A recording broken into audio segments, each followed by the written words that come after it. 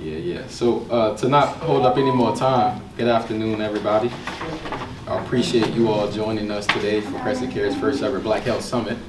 It's major that we're doing this today, and a conversation that's been too often left out of the conversation here at Crescent Care and our preventative health services is men's health, Black men's health specifically. My name, I'm Glenn Scott. I'm a program manager here in the prevention department. My title is BIPOC Program Director. My whole role here is to engage with that community and make sure they're getting serviced by our agency. The whole purpose of this event today. Stemming to this panel with these titans in the fight against those ailments and things that do affect men's health so vastly. I'll give them a chance to introduce themselves, but I will say their names. We have Fred Moore, who's here today with us. We have Dr. Matt Creighton. We have Kwame Terra, Bear Health. We have Justin Brown with Empower Enola, and we have Brandon Dykes representing VE Healthcare with us today. Fred, if you want to start us off, I'll give you a chance, Fred, to introduce yourself, and we can kind of go down the line, and then we'll kind of get into the conversation, real intimate, since we had a small group, so it's going to be real good. I'm excited. Absolutely. So once again, I'm Fred Moore. I'm the HIV outreach specialist at Star Community Health, located on South Galvez. And I just really, first of all, just want to give a thank you to Glennis and my other colleagues here. We just really want to dive into the importance of male health, but not only male health maintenance. I feel like that's something that's overlooked, because we all know that we have to go to the doctor and stuff like that, but there are other components that go into our health care that we tend to ignore. So, Thank you. And Dr. Matt Creighton. Good afternoon, everyone. I'm Dr. Matt Creighton. I am a promoter of science and spirituality with Matt Creighton. I'm an author and a scientist. I have a PhD in genetics and been served as professor at both Xavier University and Dillard University here in the city. And so I talk about the interface between science and spirituality, and also promoting health disparity research and advocacy with health disparities. Thank you. Kwame Terra from Bear Health. Hey everybody, my name is Kwame Terra. I'm the founder and CEO of Bear Health. We're a startup company based at Xavier that's committed to maximizing health in the Black community. The main feature of our health app is a health score. So it's kind of like a credit score, but for your health.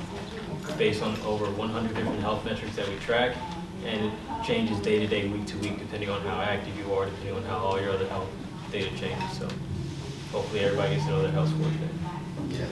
Perfect. Yeah, and they're tabling downstairs, so make sure you go by and see them. We have Justin Brown. How y'all doing? My name is Justin Brown. I run a social media platform called Empower Enola. What we do is we pretty much, I guess it's so much to it, but I would say I'm a criminal justice consultant. So anything crime in the city comes through my page. So the news called me for the news. I've solved murders, carjackings, brought missing juveniles home, brought missing people home. But we also have self-defense classes. We have know your rights classes. I'm a former police officer, so I want to break the gap between police and community. Teaching community their rights and laws they may not know about, like how to get pulled over, how to get stopped, what's Miranda rights, what does that say, and teaching police about community policing. Like when you see somebody walking in a grocery, stop your car, get in, go help the older lady with groceries. If you see kids playing in the playground, stop and go play. If you have time to go play, because those are the people that's going to save your life. Those are the people that's going to solve the crimes. Police officers can't solve the crimes on their own. It takes community. So bridging all that together so we can have a better community. Yeah, we have Brandon Dykes with VE Healthcare. Hello everybody, my name is Brandon Dykes. We're a lot of different hats, but I always like to start off with I'm a community activist.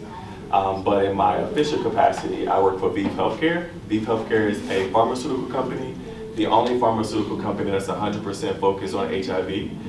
For us, what does that mean? We look at HIV holistically, so understanding that where we work, live, play, and worship also plays a role into our overall health. So I'm excited to be here today. Yes. Appreciate you, and excited to have you all here with us today.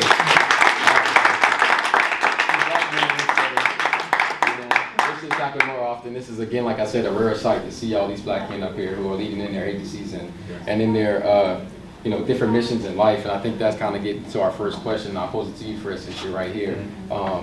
So folks might not know, but you are just starting at StartCorp, formerly with Children's Hospital, right? and just in your path through your journey to get you to start. If you kind of let us know like the reason why and what's your kind of motivation to continue doing the work you're doing, specifically targeting the African American male community with HIV and the things that you were speaking about.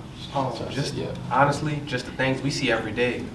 We all walking up and down the streets. We know what we see, right? And it's a lot of us, and by us I mean black people, black men specifically. And we really just need to bridge those gaps, like you said earlier, between our healthcare disparities and us. So if I can find a way to contribute for you guys to get from point A to point B in healthcare, I'm gonna do whatever I can. So this is the beginning of the journey, and I'm hoping to collaborate with these men, and we come together and we really bring that forward to you guys. Yeah. And I'll pose this one to you, Dr. Creighton. You being an educator, if you can speak on your purpose or what you feel is your role in this, bringing up the next generation of those who will serve in these roles. If you could kind of give us just a little bit about your passion, the work that you do. Okay. I spent about 25 years as an educator, as a college professor, and when he was at Xavier.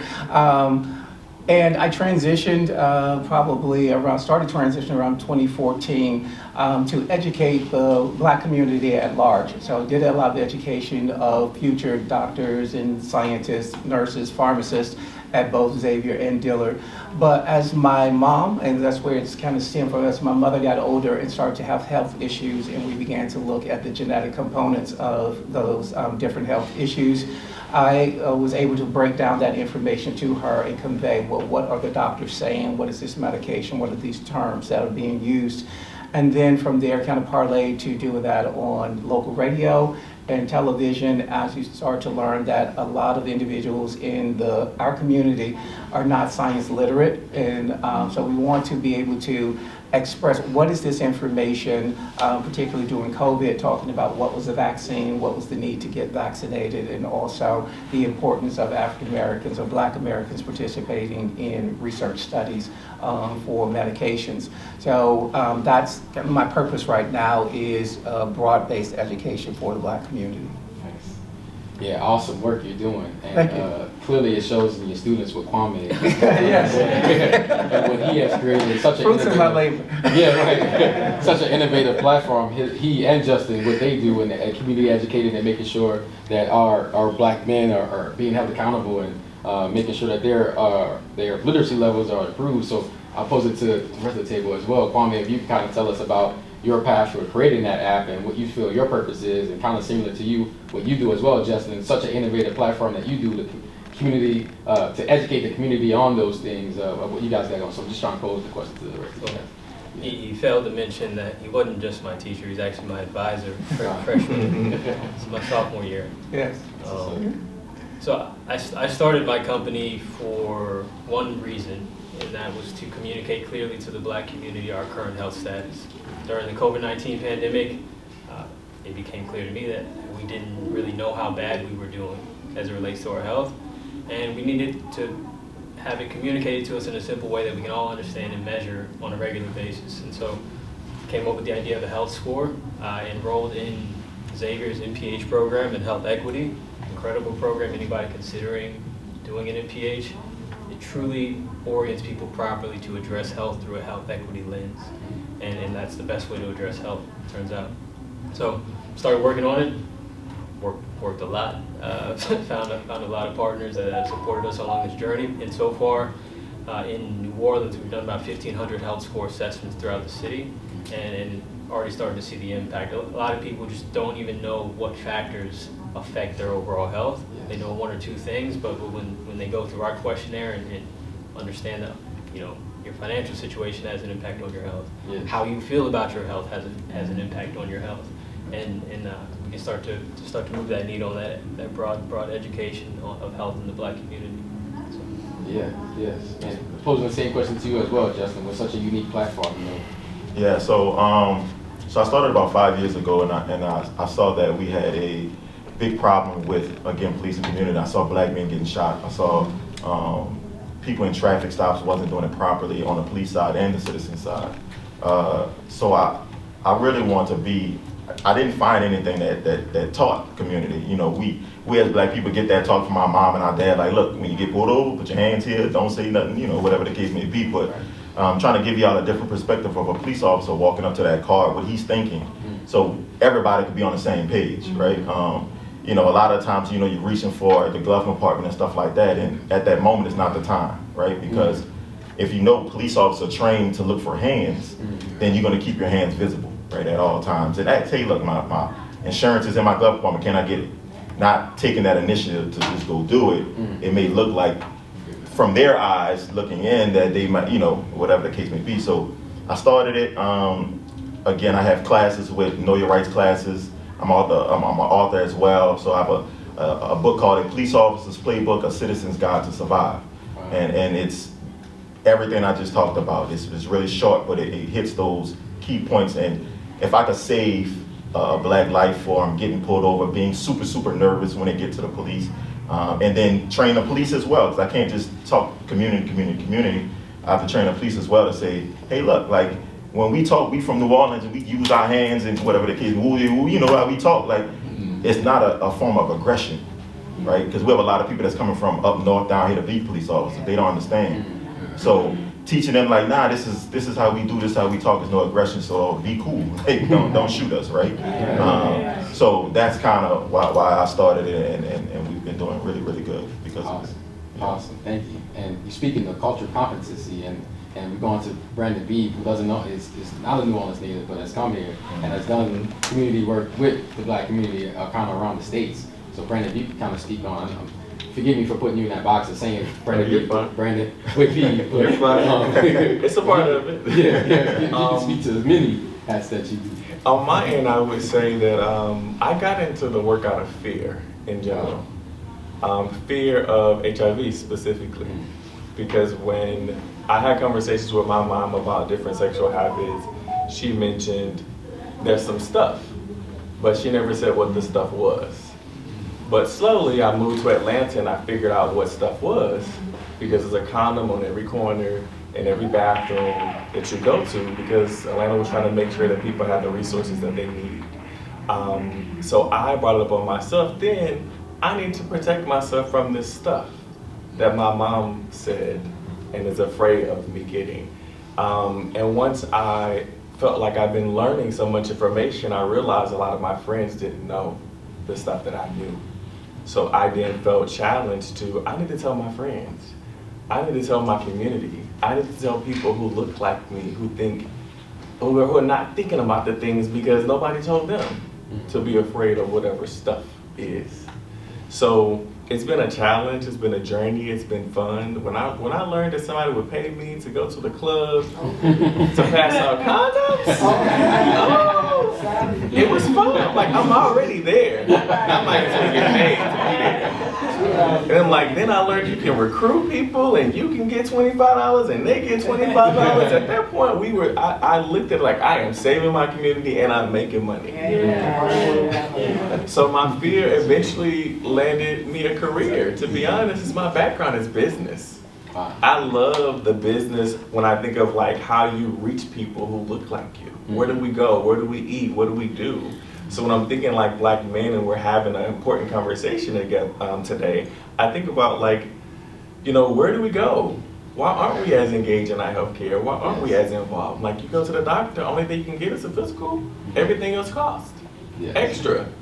So like when we think of that perspective, it's like when women go, they got a list of what they need to do when they go.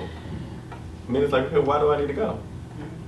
So kind of just talking and really engaging and helping and educating has been like my fuel and my passion for doing it.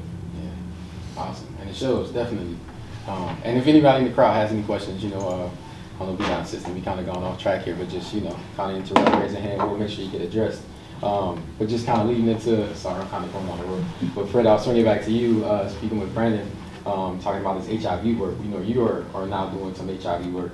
And if you can tell us just a bit of, or your opinion on why do you think it's important for black men to be aware of not only HIV, but a lot of other sexual infections that you see folks coming through your clinic or that we see here.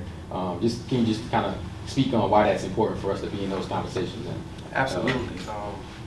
I would say my answer is hygiene. Listen, guys, I've been in situations where I've had to tell people for the first time that they have HIV. And we know how detrimental that can be to your health, even though now it is very treatable. The stigma that comes along with that, right? But not only that, the disparities, once again, I'm using that word, the disparities between us and healthcare. That's the biggest thing about it. Because essentially, I can tell someone that they have HIV, and that may be easy for me, difficult for them to take in. But it's like, how did we get here? Like, where were you a year ago? Where were you 2 years ago? And that's the whole thing about it. I really just want everyone to understand the importance of, like, again, maintenance. Yeah, how preventative it is. It's very preventative. It's very, let's use condoms, right? There's even a medication that you can take, and when you take it as prescribed, it is 99% effective of you not contracting HIV. If you get exposed to HIV, there's even a pill you can take called PEP. PEP, you could take it within a 72-hour window of exposure, and it could prevent you from contracting HIV. But my problem is nobody knows these things. And why don't you know these things? Because of the disparity. So I really want to get into it so I can bridge that, because I think once we bridge that, we see less numbers. People are more educated, they're more aware, they can share that information with others, and then we see a total decrease. That's my mission, honestly. Yeah. So, and if anybody else want to answer that question. I wanted to add one comment on STDs in general. I don't know where the messaging changed from my generation to the I guess college generation right now, but Gen Z. The messaging was very effective for us. We wore condoms to avoid and prevent STDs, right? This generation does not seem to be scared of that. They're worried about preventing pregnancy, but since they all are on birth control, they're not worried about having babies, and so they're just, in the streets. And Brett, can I add something to that? Yeah. You brought up a very good point. They're more concerned about pregnancy than they are about contracting an STD, right? But here's the thing. Those things can be congenital. You can pass that on to your children. So that's something that we definitely need to be aware of. We need to educate them about, because if you're concerned about that, well, what's worse, you having it or your child having it? I think they're trying to prevent having kids. Yeah, but the point being, and that's true, and that's a great thing too. Like, absolutely, But the point is, it's like this thing is so full circle, and people are looking at it from one dimension, and that's part of the problem right there. So we need to address that too. Yeah. But yeah. One thing I'll add in, doing the work in transparency, people don't like wearing condoms. Yeah.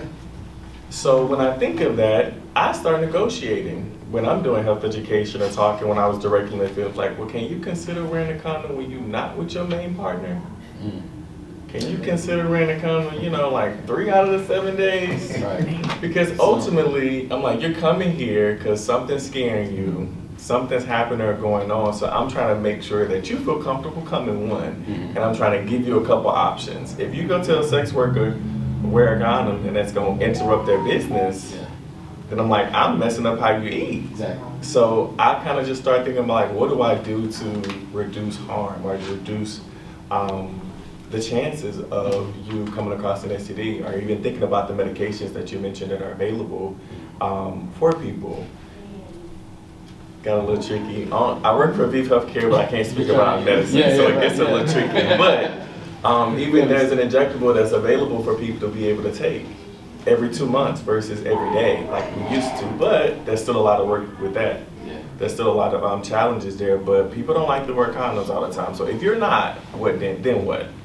If you're not, consider these things to just take advantage of your health. I mean, even Doxypep. So taking that 72 hours after exposure reduces your chances of getting the STD, not HIV, but an STD.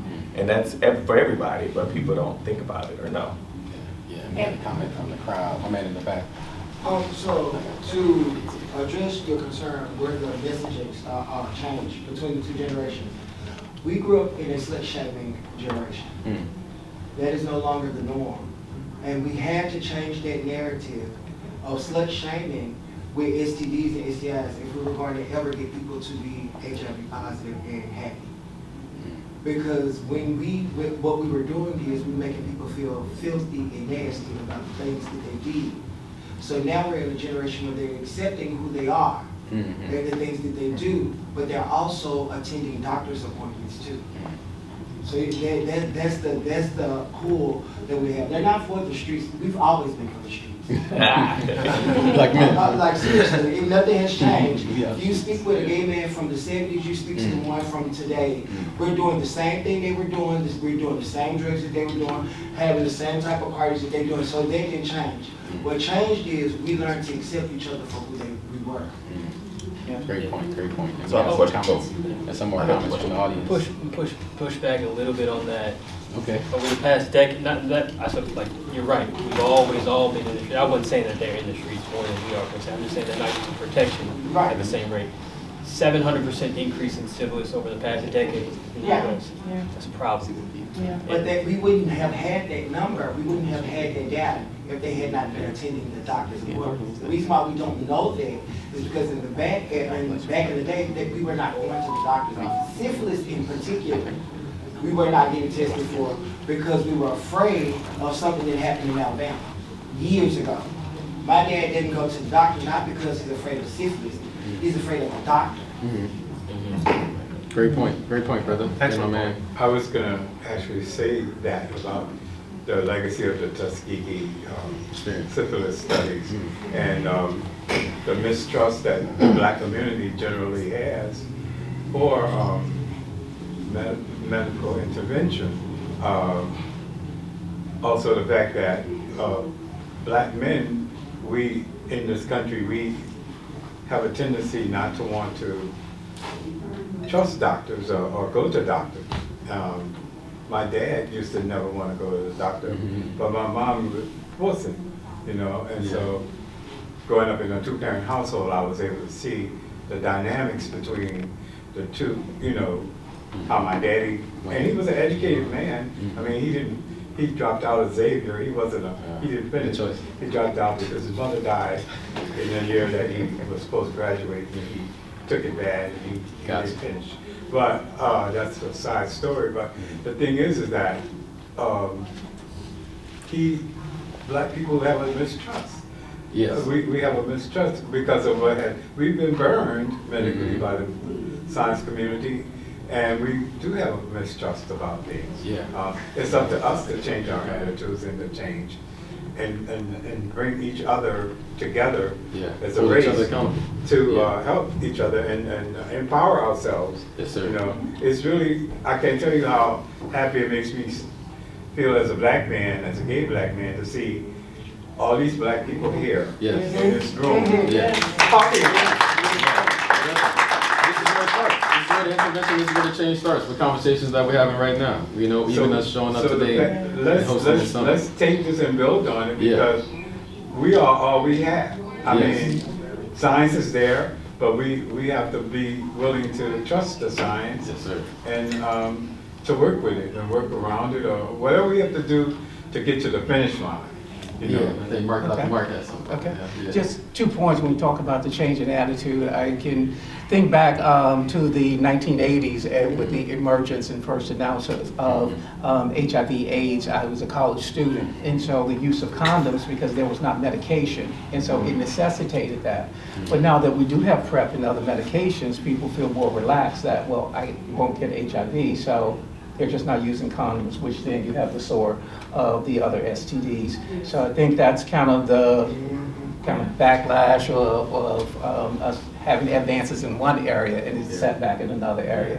Well, one of the things I wanted to mention as well as a different aspect of HIV, not only do I serve as a teacher and college professors, but also in my church and with Christian education, and then begin looking at the spiritual aspect of people who are HIV positive and being told by some groups in religious sector that is a punishment.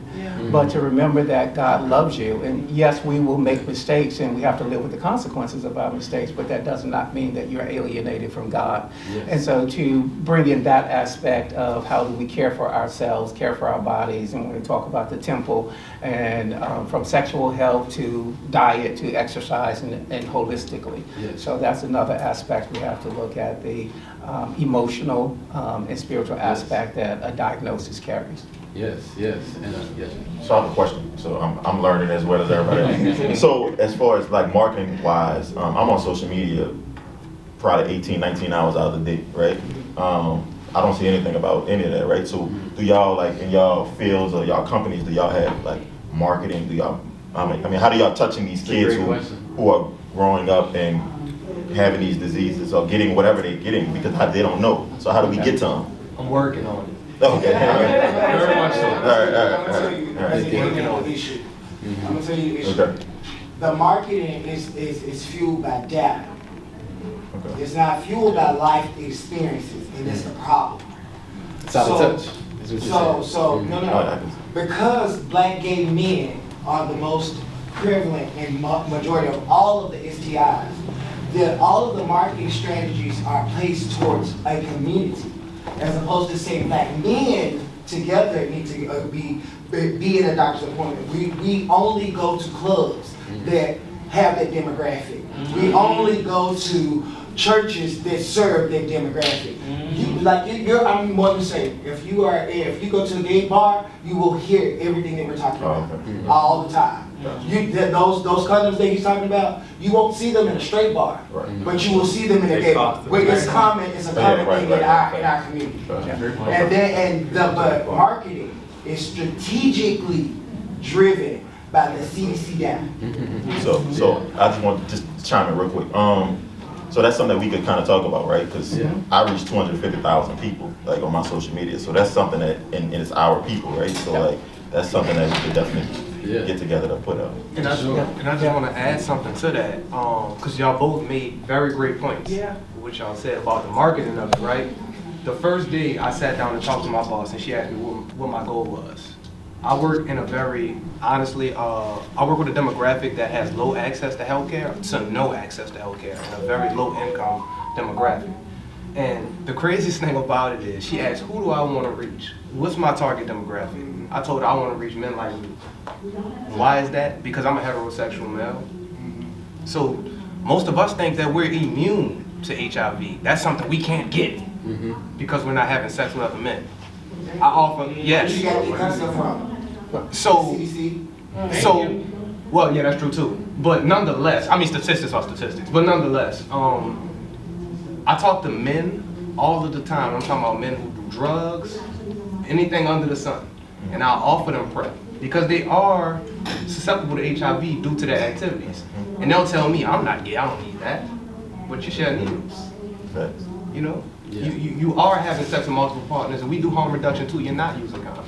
So why would you not do this drug? It's the stigma we have to get rid of. Right?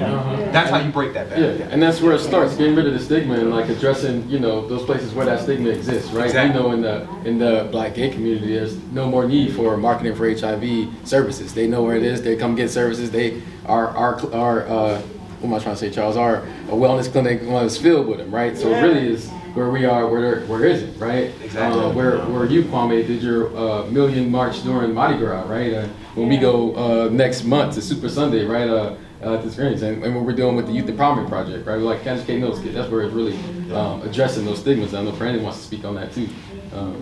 Then it kind of wraps me around, and it's kind of open. It goes to like, so why don't we? So why aren't we engaged? So why don't we access some of the things if we know not only gay men but black men in general? It makes me think about VIC has an initiative called Risk to Reasons. It's for black women by black women, but I think the concepts inside of it also apply to other communities because the concept is changing from using risk to reasons for prevention. And what does that look like? Thinking about how a person feels when they walk in, thinking about how we're treating people at the door when they walk in, and then how is it affecting them overall? So I think like if I go to the doctor, My doctor right now, actually, if I go through, every time I do my check-in, and it's not him, because my doctor is friendly, he's nice or whatever, it's a structural turn on. Yes. True. That could be a reason why they don't want to go to this clinic, because everybody in the office is looking at this chart that says homosexual activity. Yeah. And culturally, we know what that Right. is as well in the black community, right? Right. Still our ignorance and stigma against black males who are having sex with other men. Right. So So it's another area of stigma. From the group end, kind of just thinking about like, so why do some of you all feel like, even the audience, even when we have healthcare, what are some of the reasons why we don't access? Yeah. Great question. And I think we can pose that to the table too, right? I know we're speaking a lot on HIV and sexual health, but this is a general question, Yeah. right? Checkups, colon checks, right? All of these things that are super important. Why are we not accessing these services? What do you feel, guys on the panel, is some of those barriers? And how can we address them? Audience, if you guys have any input on that. I think we tend to live in denial. We think that we're invincible as black men and that this is not going to happen to me. From our teenage years, when you're healthy and robust and you're doing, and to say that as you're transitioning into 20s, 30s, 40s, that you need to start having these health screens, particularly for us as African American men. We have to have prostate exams earlier than white men. Same with colonoscopy. So it's proposed as early as 40 years old compared to white men at 50 years old. I remember as a 45-year-old man talking to my physician, healthcare professional, about getting my first colonoscopy. And it was like, oh, you're healthy, you don't need to do that, and you're only 40, 45 years old. And so I had to explain, well, I'm also a geneticist, and I know that as a black man, I'm predisposed to having this, and you will give me. And they're like, oh, okay, well, we will give that to you. And if you don't have that comeback, because sometimes physicians will try to shut you down as an African American when you're asking questions as if you don't know what you're talking about and you've done your data. So you do have to be persistent in that. Now, with that lack of education, sometimes that's even getting to, once you're in the doctor's office. But the other part of that invincible, whether they see it as a sign of weakness or just a lack of education. So the modeling and patterning hasn't been, I didn't see my dad go to the doctor, so I'm not going to the doctor. And so we have to start to change that generationally so that can happen. For me, what I'm seeing is that people are starting to develop these age-related conditions, hypertension, heart disease, type 2 diabetes, as early as our 20s and 30s, like Dr. Craig was saying, and it's getting worse with each generation, right? You would think that as science and medicine advances, we actually improve and extend life expectancy, right? But right now, we're on a backwards trajectory, particularly in the black community. Fortunately, most of these chronic conditions that we deal with, hypertension and whatnot, they can be slowed, stopped, and even reversed, right, if we intervene early on. And that's why early detection, just as a principle for health, is our best chance for improving health in the black community, particularly as it relates to cancers, right? So that's ultimately what our platform is about. It's about helping people identify potential health risks early on so that their first encounter with a chronic condition can be in a conversation, right, with their healthcare provider, not a trip to the emergency room or even worse, a death sentence, because things like heart disease, the first indication of heart disease is often a heart attack. It's the first sign that people have that they might be dealing with a heart condition, and that's often too late, right, to be able to do something about it. Aren't there signs that you, before you get to that point? 100%. Yes. Yeah. And There's changes in your physical body, right? But- We don't know what those changes are, we can't identify them. We've never been taught to identify those conditions before we get to the Right. facility. I think what happened. One of the risk factors that we know is high blood pressure, high cholesterol, and oftentimes we ignore it. As black men, you're on medication. I'm not taking that because I don't like the way it makes me feel, or I just forgot to take my medicine. So we're ignoring that, and then that leads on to the buildup of the heart disease. So we have to catch it at those beginning stages where we're looking at that high blood pressure and monitoring that, as well as our diet, because our diet and our weight, so obesity contributes as well. So all of those things are factors, and those are those early signs with being diabetic, and so forth, so everything, because our body is a system and it all works together. One's out of whack, it's gonna throw other things out of whack as well. And I think I would just like to add that we need to educate our younger generation. We need to catch them in the schools early. You know, with physical education, with all of these help, we gotta start with them, encourage, empower, and educate. But we are older, we grown, we learning this. We don't want our younger generation. So I would hope that you guys can get in the school system. You know, get to those younger kids. I mean, there are school nurses in the school system, nurse practitioners, but we have to continue to educate, and we can't get tired of educating. We have to keep doing that because we have to save that generation. That's who's gonna help us. So if we don't teach them, we lose a generation. So please, guys, this is wonderful, but if we don't get with the kids, and not high school, because we sometimes have lost them then, but I'm talking about middle school, elementary school, to change that mindset, that'll be key. Yeah, it's gotta become routine. And Mom, just to piggyback on what you said. I'm proud, so I have to say it. But you know, just increasing literacy, health literacy, that's really what it's all about, right? Because if I can know something, then I can change something, but I can't change what I don't know. You know what I'm saying? So literacy is really what we're aiming for as well. One of the things that I've commonly heard from some of my straight friends is, if my girl good, I'm good. Yes, it's Crescent Care model. So, Start two. And then my rebuttal ended up, so your girl wasn't good last year when you called me when you were burning, because you didn't know where to go and what to do and who was going to pay for it. Right. But, so like, but now, like, so you're not doing it for your girl, you're supposed to be doing it for you. You're supposed to be taking care of your health for you, and then she just benefit from it too. So Great point, right? And I think it's accountability, you know? Like, I know we saw this with COVID-19, right? Folks were just not getting tested because they didn't want to deal with the responsibility of being positive, right? Same thing aligned with a lot of the health equities with black men, you know? Some folks are just not wanting to deal with it, so they feel like if they stay ignorant, it won't affect them, right? Until it's too late. So they're in emergency room like you spoke on, so. And the word says our people perish for a lack of knowledge. And that's not a physical death, but it could be a physical health issue going worse and worse because we don't address that. I'm just going to add, it's the importance also of not only talking to black men, but talking to black women. And whether it's your son, your husband, your partner, whoever, you have to talk to him and press him to go to get the attention. Because like you said, the old saying was, happy wife, happy life, right? So my girl's good, I'm good. So if the woman is saying, hey, you need to go, and she's gonna talk to him enough until he goes, or whatever promises she can say, you're not getting until you go to the doctor, and that may get into the office. So black women are very important for us, or the woman in your life is very important to getting you to the doctor's office. Yeah, of course. So I mean, for me, I've definitely said that before.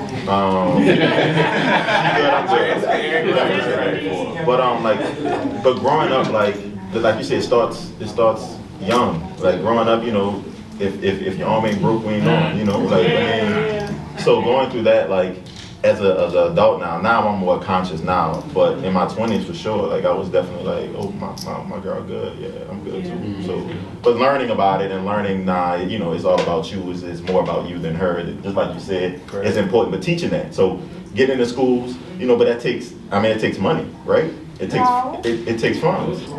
It doesn't take funds to go to school. We got a few hands. Hold on. We got a few hands in the crowd. Hold on. Just a second. Look, attend one of the school board meetings and talk and have this panel there. They'll be happy to have you in the schools. I'm a former school nurse. Yeah. Not anymore, but I was a former school nurse. And we would love to have people come to talk to our children about these things. Yeah, I was saying it takes money because, I mean, I got a daughter, I got kids. I'm just saying. I'm going to get all y'all calls today because I'm going to help push y'all along. All right, I'm cool with that. We're good with that. I'm cool with that. Thank you, Mom. I think my friend and I were talking about something that we often we don't ever bring into these conversations, is the narrative of sexualizing children. See, we're talking about helping them with health literacy, but we do know that there are generation and other demographics that do not believe that what we're talking about is healthy. And that is our biggest battle. Because we can go to the school systems, But do you all know that it is illegal to talk to somebody else's child about sex? You would have to get permission. Yeah, exactly. You would have to sign a But consent. even you as a nurse practitioner.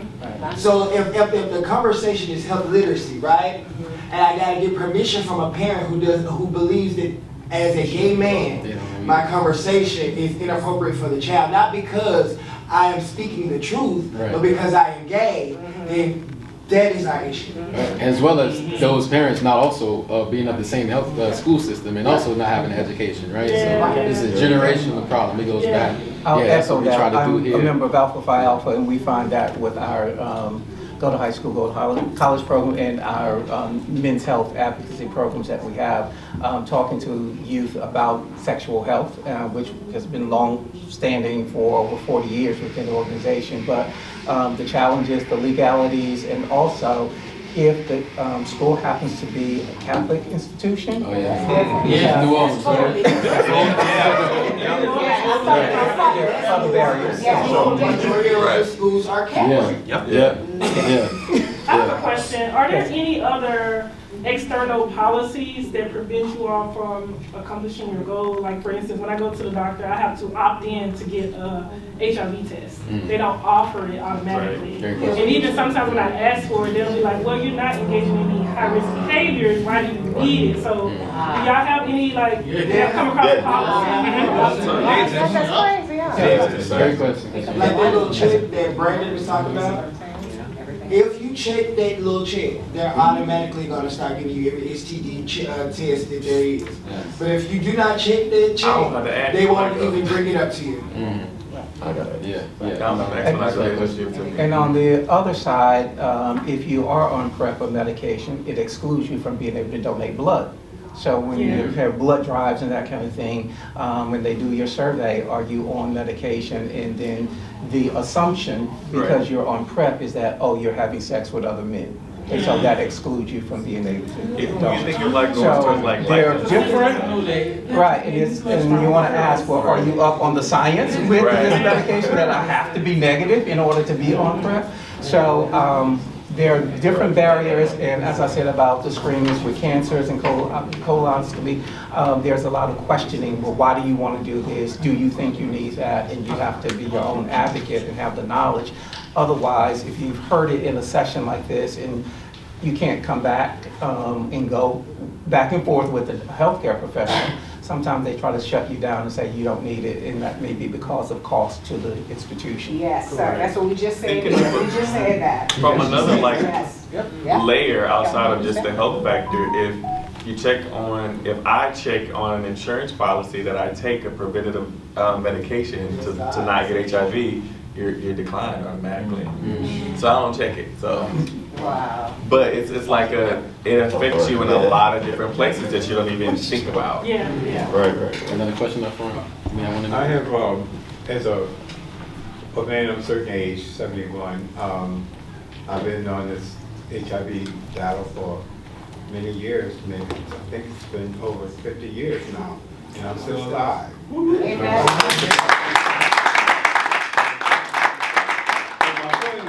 I try to participate in these various studies that, because I have other illnesses, not just HIV. And when they find out that I have HIV, it's a deal breaker. I can't be in the study. So I started getting, first I was annoyed, and then I was pissed off, and then I said, well, why? And then when I try to ask why, I don't get a really good definite reason why. But I say, the way I see it, you have me here now, live. Why don't you test me and put me in the study with all other people, or make a separate branch of the study just for me if you want to.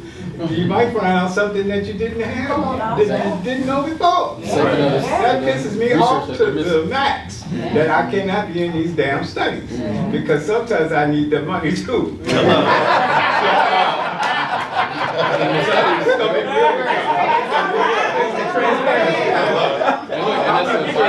I can say what I want. I can do what I want. I'm 71 years old. I'm not getting younger. I'm only going in one direction. So put me in the damn study.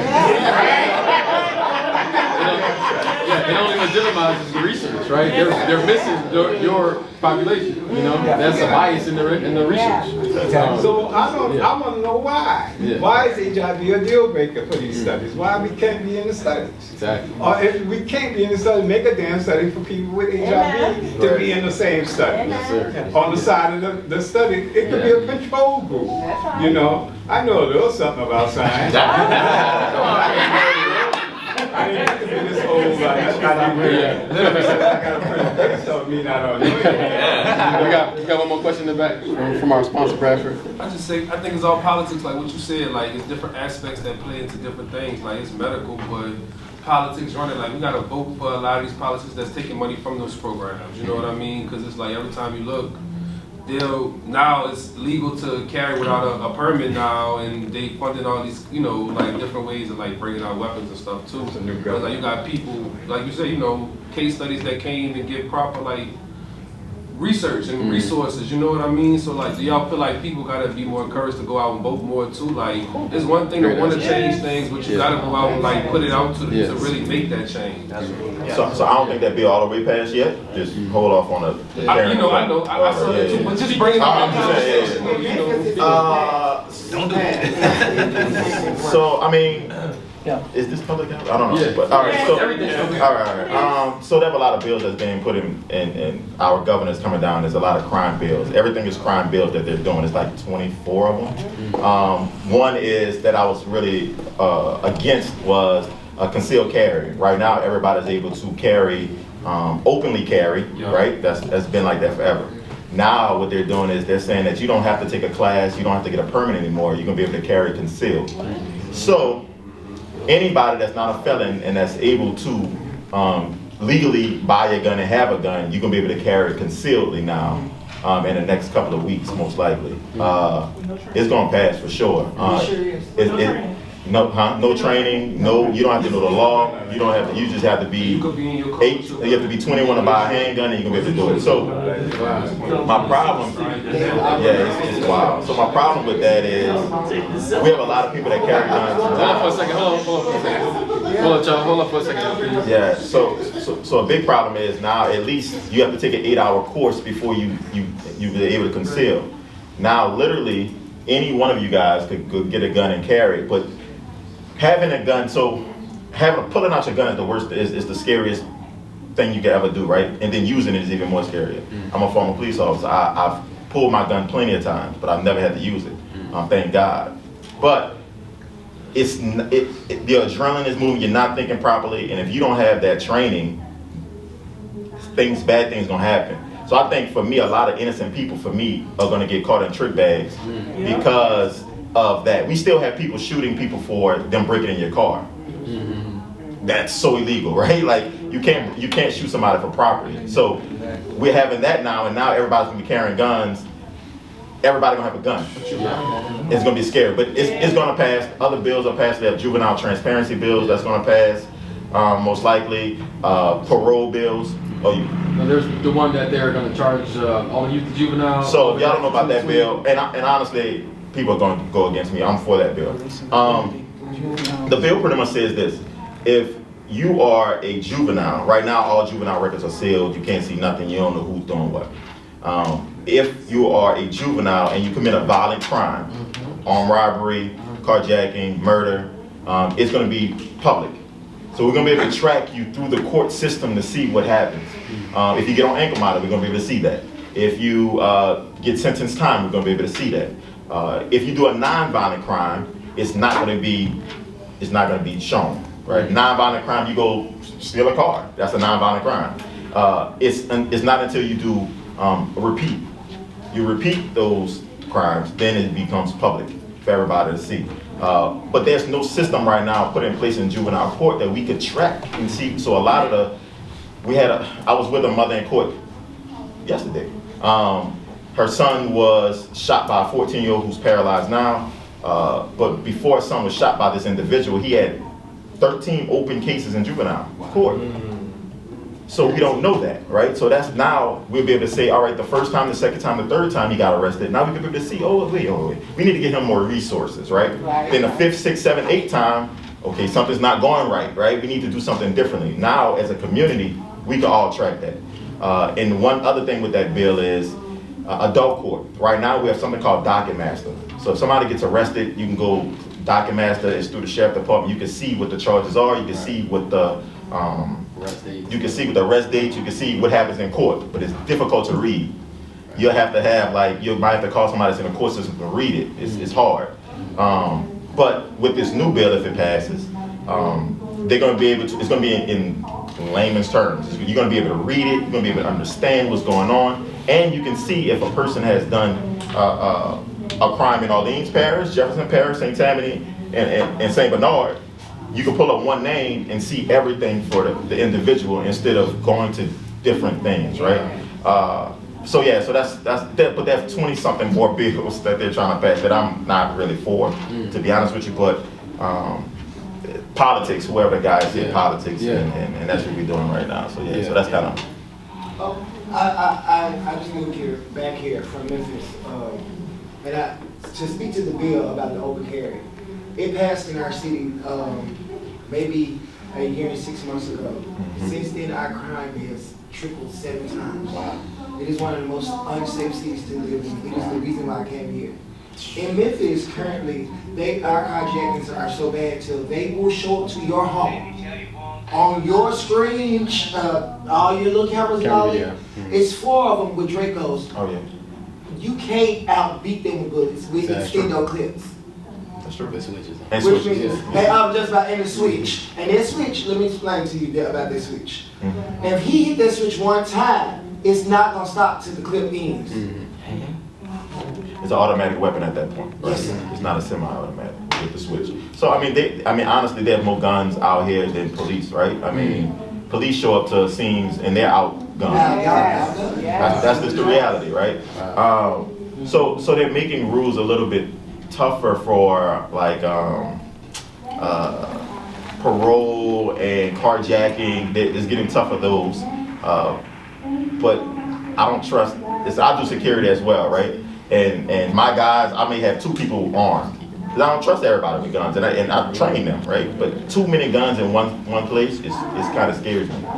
But that's what it's gonna pass. For the last 2 years, it got all the way to the governor's desk, and he vetoed it. He said, no, I ain't doing it.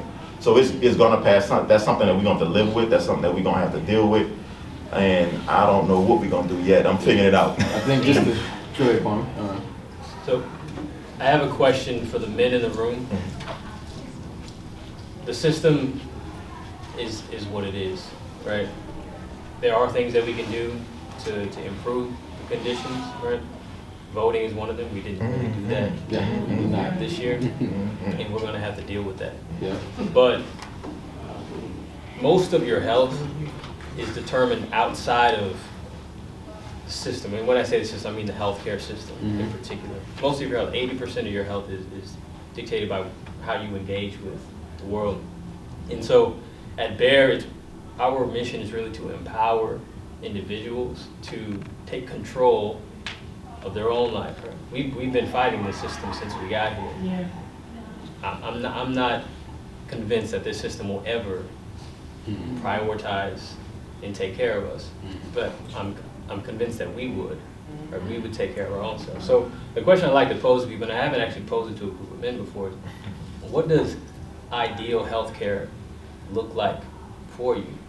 We're not going to the doctor for different reasons, but under what circumstances, right, what approach would you engage with healthcare?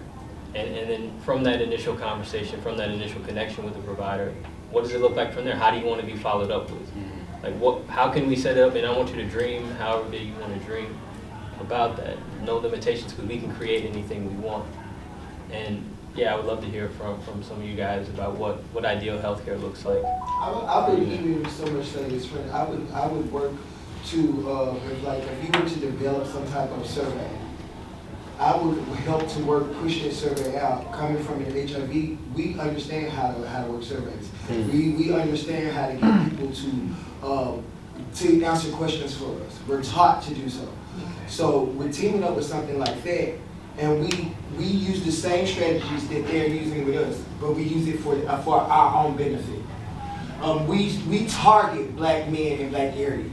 We target influential men who have followings of like this brother here. Like if we all work together on that, we will be able to get that answer in a systematic way. But we can now be able to build programs that we know will work. But until one thing that the good preacher said that we have not done, until we get the preachers on our side, this is a wasted conversation. That's very true. Yeah. Also, it would help if we could be more welcoming and non-judgmental, because we may not be gay or whatever. But if you're in the health profession, then you're helping. That's a healing profession. So you try to, you have to meet people where they are. And that would go across the board, not just black men or gay men or women or if you're trying to get help, you're hurting or whatever, you're sick, you're not going to be, you might be mean, something might be wrong with you, you might be evil, but your personality be disorder, so the system has to be able to draw that out and meet you halfway at least, so that you'd be willing to even reach out to the system for help. So I know that you're asking for suggestions, so it might be expecting too much, but when you go to the doctor, you want to feel like I'm going to get some help when I go there. I'm not going to be laughed at. People are not going to be snickering, while I'm filling out the doctor's application or whatever. And the people in the office have to be welcoming. So everything has to be in a way to encourage you to come forward, because we can't learn anything about ourselves if we don't encourage each other and build each other up. Everyone's had great perspectives.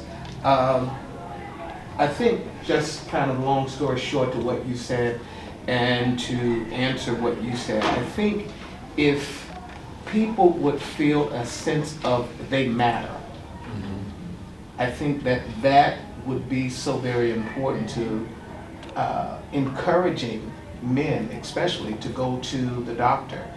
One of the things he just talked about is just the hospitality piece. I happened to be visiting a doctor's office a few days ago, and a lady, she's a receptionist there, and one of the things, she's getting ready to retire, so we were just kind of talking about her retirement, and she was talking about her tenure since she's been at that particular clinic. And so, she was talking about kind of like the different departments, and she's more on the social side of the clinic, and she's comparing that to the clinic side, and the attitude of the people in the clinical side versus the attitude of the people in the social side.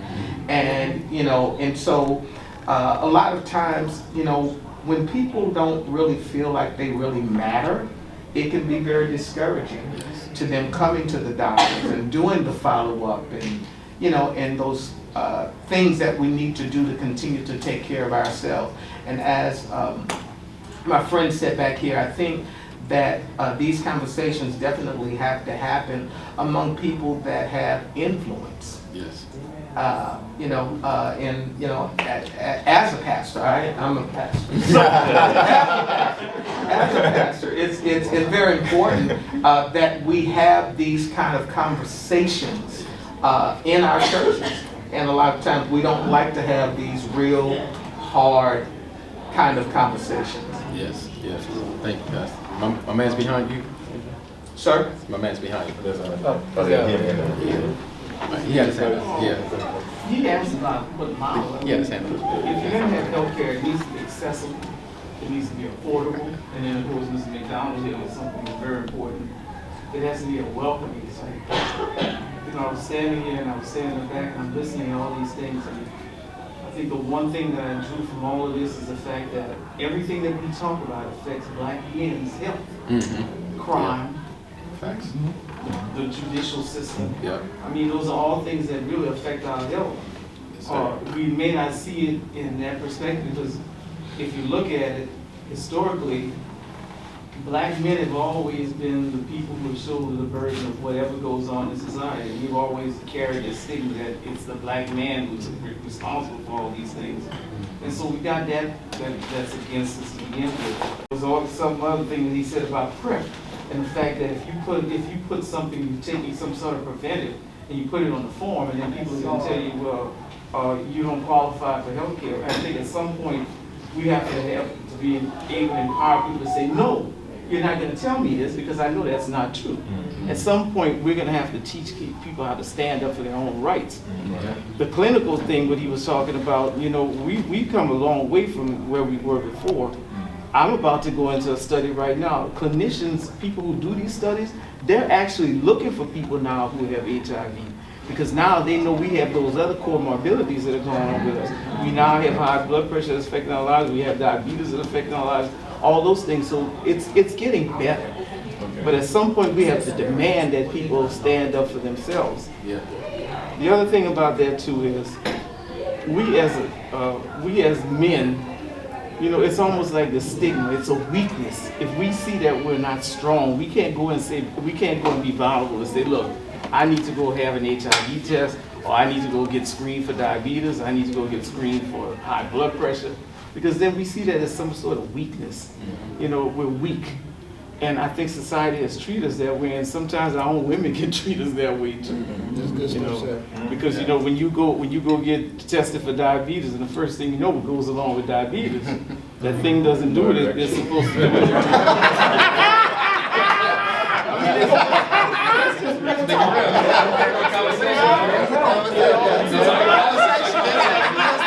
I don't want to go get on metformin or one of those things because you know what? I go get on one of these drugs and guess what happens? Things don't function. But Mr. Joseph, I do diabetes education, and that's a good motivation point because I always tell them like if they on the blue pill, I be like, hey, if you get your health together, you don't even have to take the medicine. They be like, oh, I ain't know it's a correlation, and then they actually improve their health. So a lot of times it's like I think you said that sometimes you have to like.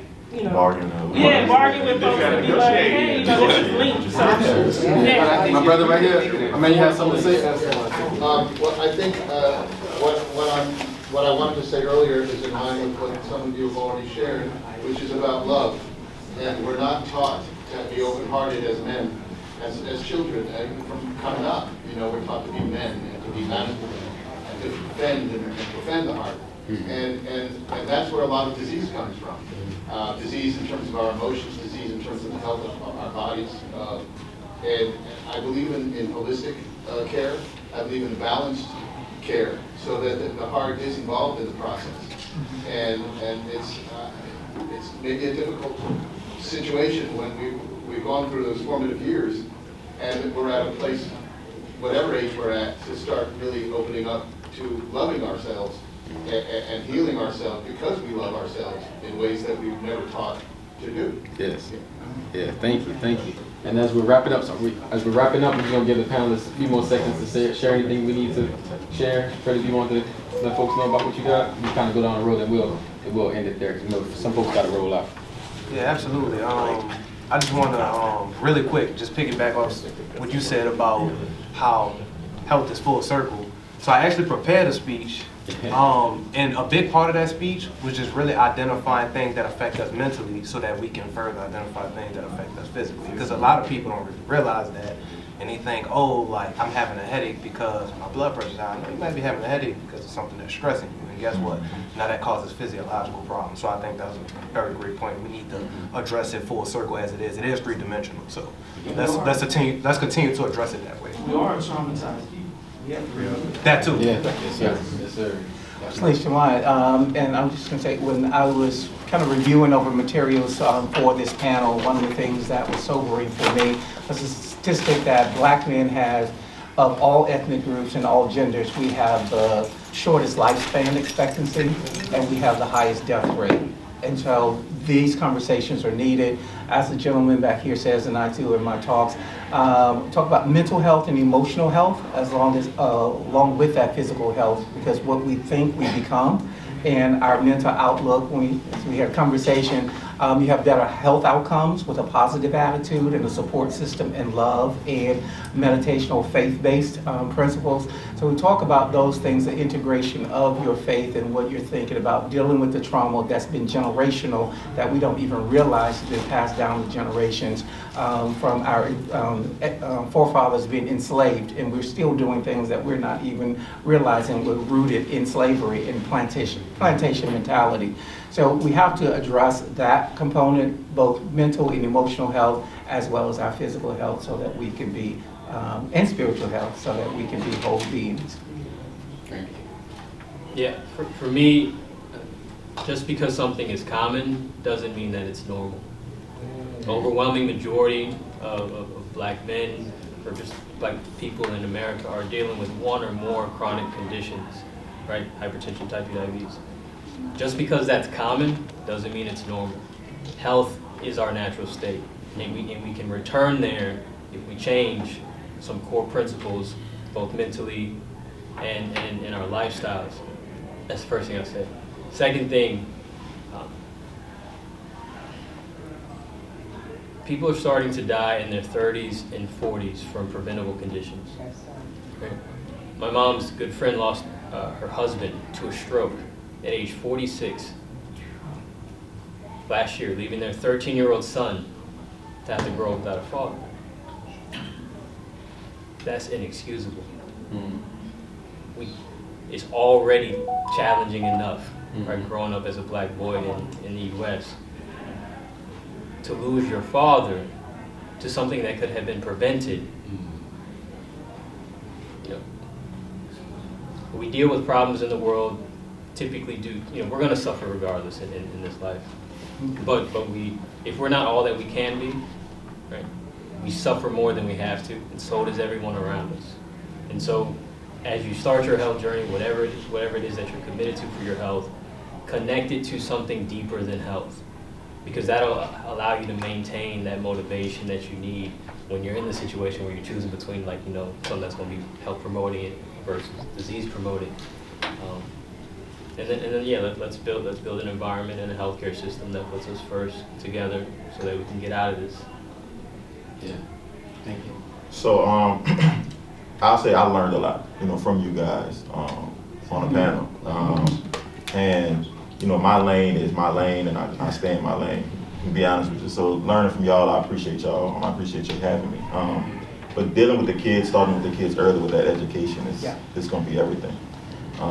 Social media is going to be everything, right? Like, we have to get it out to the kids about their health. Somebody reached out to me the other day, and she is in a facility with youth, and she was telling me a lot of youth are coming in with STDs and stuff like that, right? And they just don't know, right? They have no idea of health. They don't understand it, right? So getting to them, like you said, the kids, that education is going to be, I think, huge, and I'm here to help y'all any kind of way with my platform that I have, to get y'all word out of the things that y'all are doing. And so I'll give y'all my cards and everything so y'all can have. But I enjoy being there. I enjoy talking to you guys, for sure. Likewise. Absolutely. On my end, I'll just briefly say, I think we can do a lot by simply doing what we did today, having a conversation. Prevention starts with having a conversation. If you're not gonna do anything else, if you're not gonna go walk and run, at least talk and have a conversation, because that's really where it starts. It's like, I think I wanna go to the gym. Give yourself credit for thinking about the gym.